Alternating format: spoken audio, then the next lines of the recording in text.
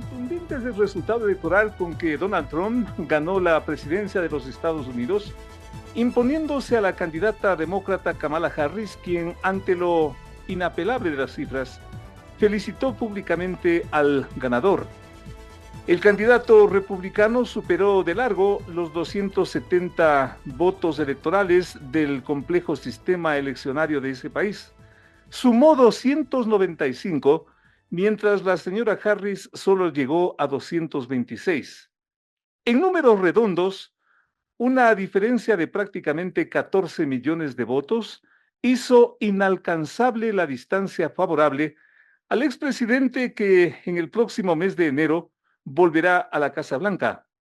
Un retorno marcado por una campaña nada fácil y hasta peligrosa a ratos, dado que la propia vida del candidato Donald Trump estuvo en peligro. Los creyentes dicen que se salvó de milagro.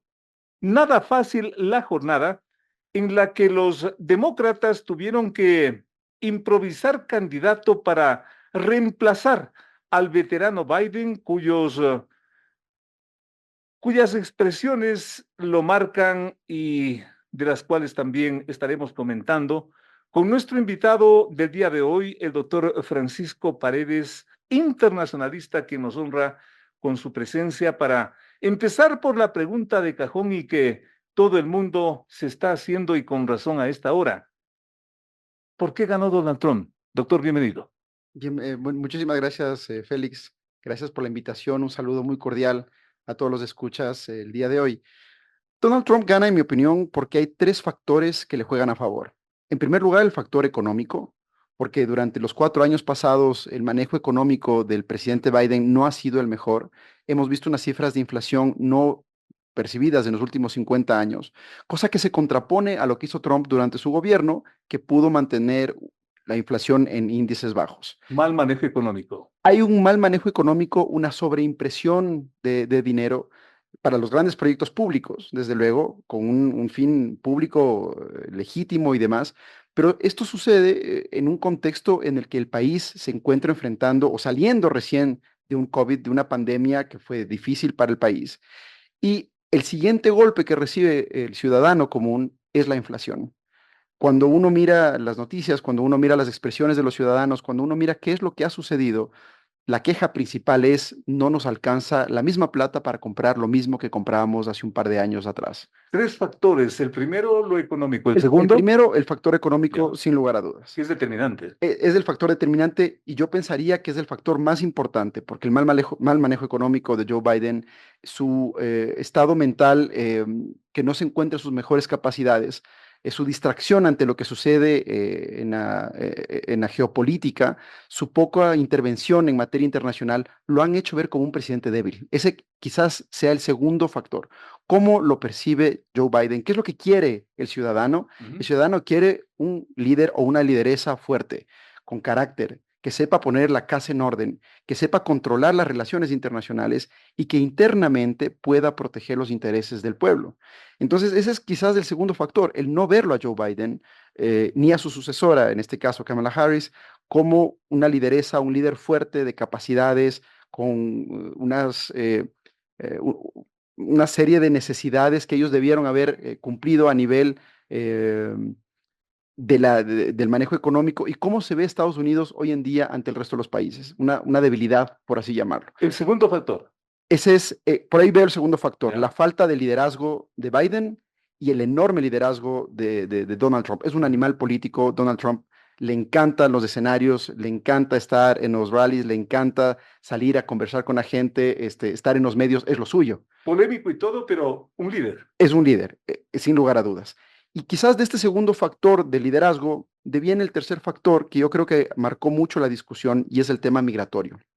Gran parte de la discusión de campaña, lo que se promovió a través de Donald Trump fue el cerrar las fronteras, el limitar los accesos a las fronteras, el exceso de inmigrantes irregulares que han podido permear las fronteras de Estados Unidos en los últimos años, en especial de nuestros países, de Latinoamérica.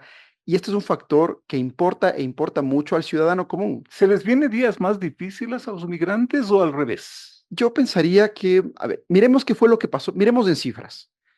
Durante el gobierno de Donald Trump, aproximadamente durante esos 4 años, eh, salieron de Estados Unidos aproximadamente unas 600,000 personas. Fueron expulsadas 600,000 personas aproximadamente. En los 4 años de Joe Biden, cerca de 800,000 personas. Es decir, las deportaciones en el tiempo de Biden son superiores a las deportaciones en el tiempo de Trump. Ujú. No creo que necesariamente la política migratoria de Trump vaya enfocada en una campaña agresiva de deportaciones, pero sí al ingreso regular de personas. ¿Qué ocurría? Un ingreso controlado. Ingreso controlado regular para operar ciertos sectores. Por ejemplo, cuando hemos visto las propuestas de campaña, sería reactivar estas visas temporales para trabajadores de campo, por ejemplo, cuando Ujú. tienen que ir a hacer cosechas, cuando tienen que ir a trabajar en periodos específicos de construcción o demás. Este tipo de visas sí funcionaban en la época de Trump y eran temporales. Eran una especie de trabajo por tiempo. Las personas llegaban de manera regular, de manera legal al país, trabajaban los meses que tenían que trabajar y después regresaban a sus países de origen. Este tipo vamos a decirlo así, migración regular es la que sí le interesa a los comerciantes, la que sí le interesa a los productores y es parte de las ofertas de campaña de Trump Y la que le mantenerlas. interesa a los propios Estados Unidos. Le interesa porque esa mano de obra calificada o no Claro, calificada es es la que importante, produce. es la que De produce, es la acuerdo. que produce. ¿Cuál es la migración que no le interesa? ¿Qué migración es la que no le interesa o hacia dónde se ha enfocado Donald Trump? Exacto. Hacia grupos subversivos, terroristas, narcotraficantes. Él ha tenido un discurso, vamos a decirlo así, un poco de odio en cuanto a ciertos países, en su momento incluso se mencionó hasta El Salvador, que enviaban a lo peor de su país hacia los Estados Unidos. Claro, no es necesariamente que los envíen, sino que es parte de la migración normal. La gente no encuentra trabajo. Venezuela, por ejemplo. Venezuela, por ejemplo, El Salvador, Ecuador también con su cuota Ecuador. importante Ujú. de migrantes y Ecuador ahora que se ha convertido en una especie de paso regular, por así decirlo, para personas que vienen desde África, llegan Ujú. muchas personas desde África y desde Ecuador emprenden la caminata a través del Darién y demás y lograr llegar a los Estados Unidos. Esas personas, esos migrantes, iban a tener que empezar a hacer maletas. Ahí sí va a tener este nuevo gobierno un problema. No necesariamente, yo no lo veo tan así, no veo que el día de mañana la policía de Estados Unidos esté activa para empezar a deportar inmigrantes. Va a haber una tendencia a hacerlo, es evidente, es parte de la campaña. Ahora, esto yo me refiero simplemente a lo que sucedió en el gobierno de Trump hace 4 años, cuando Trump no tenía la mayoría del Senado, no tenía la mayoría del Congreso, ahora los tiene. Que ahora lo tiene. Ahora los tiene. Ahora sí vamos a conocer realmente cuáles van a ser los alcances a nivel migratorio de Trump, porque puede controlar las leyes, va a poder controlar la política internacional a nivel migratorio y va a hacer lo que siempre ha dicho. Si es que él no puede controlar la migración, que la controle el país desde donde vienen los migrantes. Caso contrario, aplicará tarifas. Por ejemplo, fue parte de lo que se le quiso imponer Tiene a su México. lógica. ¿Ah? Desde luego, si es que, por ejemplo, los migrantes son de México y no logra controlar México la salida de sus migrantes de manera irregular, Trump lo que ha ofrecido es empezar a poner tarifas a los productos importados desde México, es decir, sanciones comerciales, Obligarles al control. obligarles al control, exigirles al control de tal manera que los grupos económicos del país de origen presionen al gobierno para que existan mejores regímenes de ¿Incluido control, Ecuador? incluido Ecuador. Esto va para todos, aplica para todos. Lo que va a tener un giro interesante también es cuál va a ser la política internacional de Trump. Ese es el punto crítico también. ¿Qué va a hacer respecto a la guerra de Ucrania? Ujú. ¿Qué va a hacer respecto de la guerra entre Israel y los palestinos? ¿Qué va a ocurrir? ¿Cuál va a ser la posición de ¿Qué va a Estados pasar con Unidos? esos dos problemas, por ejemplo? En mi opinión, en cuanto al tema de Ucrania, no va a haber una mayor participación de Trump. Trump va a intentar mediar para que terminen las hostilidades entre los dos países, pero tampoco le veo a él como liderando una campaña en contra de Rusia. Son amigos, son cercanos con Y Putin son y potencias. son dos potencias que se respetan, que tienen armas nucleares, que Ujú. no creo que quieran activar un conflicto bélico de ninguna manera. Sí puedo ver una mayor injerencia en el asunto entre Israel y Palestina, en donde efectivamente Trump entrará a apoyar a Israel, sin lugar a dudas, y buscará terminar la guerra de una manera rápida y eficiente. Si nosotros vimos el día de ayer, estaban ya circulando aparentes declaraciones que no son confirmadas de Hamas ofreciendo rendición, ofreciendo paz. Son noticias por confirmarse, pero que ya están circulando en los medios y en las redes, que están buscando ahora sí paz en razón de la elección de Trump. ¿Este triunfo en los Estados Unidos de Donald Trump es una buena noticia para el Ecuador? Yo creo que es una buena noticia primero para los mercados. Miremos cuál fue la reacción del mercado en Estados Unidos. Todos los índices bursátiles subieron. Ujú, ujú. En especial, gran beneficiado fue Tesla. Ujú. La Se bolsa recuperó el dólar. se recupera el dólar, se recupera la confianza. Tesla solamente en ese día hizo el equivalente a 21.000 millones de dólares en razón del incremento de las acciones. ¿Esto nos conviene a Ecuador? Yo creo que sí, en la medida en que podamos mantener unas buenas relaciones comerciales, que mejoremos la relación comercial con Estados Unidos, que tengamos mayores controles a nivel de narcotráfico y por ahí puede llegar la ayuda de Estados Unidos. Ayuda que ha sido reactivado a través, por ejemplo, del Departamento de USAID, que está implementado nuevamente en Ecuador. Sin embargo, pese a ello, yo no veo a Trump como un regalador, un derrochador de dinero hacia organismos internacionales. Ya vimos lo que pasó con Naciones Unidas cuando él fue presidente, cortó presupuestos si no seguían un poco su política. Es decir, a nivel internacional, a nivel de geopolítica, Trump no va a ser un gran gastador de recursos. Ujú, Eso ujú, está ujú, claro. ujú. Lo hará en aspectos específicos y esenciales e importantes, control de narcotráfico, eh, control de grupos subversivos, lavado de activos, etcétera. Pero no lo veo a él inyectando millones de dólares a países para su desarrollo personal, porque tiene que primero hacer lo que ofreció, responder a los problemas internos de Estados Unidos y sobre esa respuesta después sí intentar resolver los problemas de otros países que dependen también de Estados Unidos. Derivado de eso, estamos prácticamente por acá a las puertas de una jornada electoral de elegir nuevos gobernantes. ¿En qué medida este resultado electoral de los norteamericanos puede incidir en el resultado electoral de los ecuatorianos?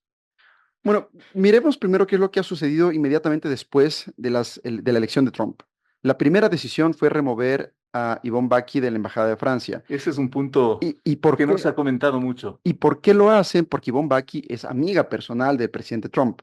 Entonces, no sé si la posición del presidente actual sea integrarla a su equipo de trabajo en Estados Unidos o permitirle que Yvonne Baki trabaje normalmente como lo ha venido haciendo directamente con Trump y con sus grupos económicos y demás. Eso es algo que todavía está en veremos. Es una carta importantísima para Sin duda, jugarla, sin duda, ya sin sea para duda. este presidente o La para señora es muy amiga de Trump, es muy muy amiga, amiga, amiga desde hace cerca, muchos años. desde hace muchos años, incluso antes de que ingrese en Sí, política. señor, sí, señor. Entonces es una carta importantísima para jugarla. Ahora, ¿cómo vamos a ocupar, cómo va a afectar esto aquí en Ecuador? Eh, yo creo que Ecuador, al igual que el resto de la región, ha buscado caminos más hacia el centro derecha, hacia el liberalismo, lo que ha ocurrido en Argentina, Ujú, ujú. lo que ha ocurrido en El Salvador, lo que está ocurriendo ahora en Estados Unidos. Yo creo que Ecuador va a ver esto con estos mismos ojos de intentar mantener esa corriente más un poquito hacia la derecha que hacia los partidos tradicionales de izquierda. Esa es la percepción que yo puedo tener.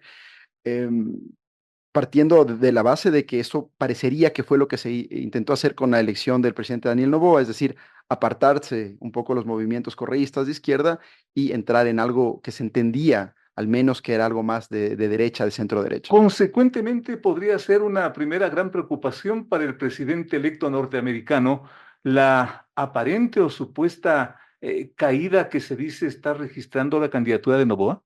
Desde luego, porque su aliado natural en Ecuador va a ser Noboa, Ujú. no necesariamente el partido correísta ni sus candidatos. Puede verlo con preocupación, sin lugar a dudas. Sin embargo, y pese a ello, yo creo que gane quien gane, la relación con Estados Unidos tiene que mantenerse y tiene que mantenerse en buen nivel. ¿En qué cambia? Yo creo que lo que va a cambiar es un poco el discurso de qué es lo que va a ocurrir con las bases militares, por ejemplo, que es algo que está ahora mismo en discusión. Estas bases militares no van a ser las bases militares de Colombia ni de Perú, son las bases militares estadounidenses las que van a posiblemente regresar acá al Ecuador.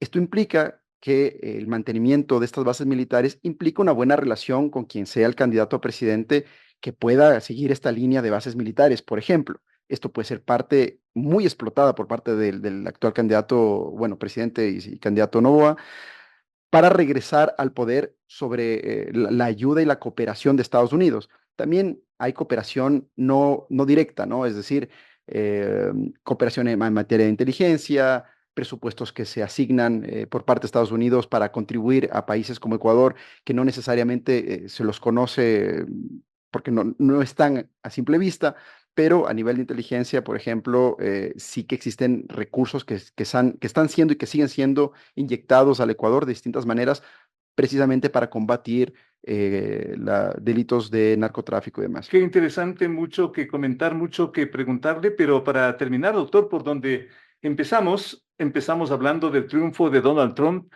pero ¿por qué pierde la señora Kamala Harris, que hasta la víspera, y no estoy exagerando, esto está publicado, esto es historia, pero está publicado, hasta la víspera prácticamente le daban con un supuesto empate técnico que en la realidad ha sido otra equivocación de las encuestadoras? No, no, no lo veo como una equivocación. Miremos un poquito cómo funciona la historia a nivel de Estados Unidos.